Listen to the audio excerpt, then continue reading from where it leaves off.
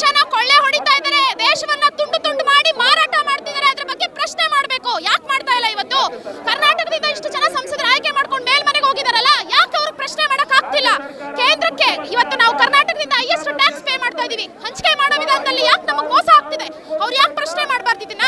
ಇದನ್ನ ವಿಡಿಯೋದವ್ರು ಯಾಕೆ ಪ್ರಶ್ನೆ ಮಾಡಲ್ಲ? ಬಿಜೆಪಿ ಸಂಸದರಿಗೆ, ಬಿಜೆಪಿ ನಾಯಕರಿಗೆ ನೀವು ಮಾಡಿ, ನಮ್ಮ ಜೊತೆ ನೀವು ಕೈ ಜೋಡಿಸಿ ರಾಜ್ಯವನ್ನ ಮುಂದೆ ತಗೊಂಡು ಹೋಗೋಣ. ಮತ್ತೆ 12 ವರ್ಷಗಳ ಹಿಂದೆ ಏನಿತ್ತು ಯುವಕರಿಗೆ ಅವತ್ತೊಂದು ಆತ್ಮವಿಶ್ವಾಸ ಇತ್ತು, ಸಂತೋಷವಾಗಿ ಬದುಕ್ತಿದ್ರು, ನೆಮ್ಮದಿಯಾಗಿದ್ರು. ಯಾವ ಮುಸ್ಲಿಮ್ಸು ಯಾವ ಹಿಂದೂಗಳ ಮಧ್ಯೆ ಭೇದ ಭಾವ ಇರ್ಲಿಲ್ಲ. ನಮ್ಮ ಮನೆಗೆ ಬಂದವ್ರು ಯುಗಾದಿ ಹಬ್ಬಕ್ಕೆ ಒಬ್ಬಟ್ಟು ತಿಂತಿದ್ರು, ಅವ್ರ ಮನೆಗೆ ಹೋಗಿ ನಾವು ರಂಜಾನ್ ಬಿರಿಯಾನಿ ತಿಂತಿದ್ವಿ. ಎಷ್ಟಿತ್ತು? ಇವತ್ತೇನಾಗಿದೆ? ಇವ್ರು ಬರೀ ಸಬ್ಕಾ ಸಾಥ್ ಸಬ್ಕಾ ವಿಕಾಸ್ ಅಂತಾರೆ. ಅಂಬೇಡ್ಕರ್ ಬೇಕು, ಸಮಾನತೆ ಬೇಡ. ಬಸವಣ್ಣನವ್ರು ಬೇಕು, ಸೋದರತ್ವ ಬೇಡ. ಗಾಂಧಿ ಬೇಕು, ಶಾಂತಿ ಬೇಡ. ಪೈಗಂಬರರು ಬೇಕು, ಅಹಿಂಸೆ ಮಾತ್ರ ಬಿಡಲ್ಲ. ಲಾಲ್ ಬಹದ್ದೂರ್ ಶಾಸ್ತ್ರಿ ಬೇಕು, ಭ್ರಷ್ಟಾಚಾರ ಮಾಡೋದನ್ನ ಮಾತ್ರ ಬಿಡಲ್ಲ. ಕನಕದಾಸರು ಬೇಕು, ಜಾತೀಯತೆ ಬಿಡಲ್ಲ. ಇದಾ ಇವ್ರದ್ದು? ಏನಾಗಿದೆ ಅವ್ರ ಮೌಲ್ಯಗಳು? ಏನಾಗಿದೆ ಸರ್? ಬಿಜೆಪಿ ಹಾಗಾದ್ರೆ ಕೇಂದ್ರದಲ್ಲಿ ಭ್ರಷ್ಟಾಚಾರ ಮಾಡಿದೆ ಅಂತ ಹೇಳ್ತಿದ್ದೀರಾ? ನಾನು ನೇರವಾಗಿ ಮಾತಾಡ್ತೀನಿ.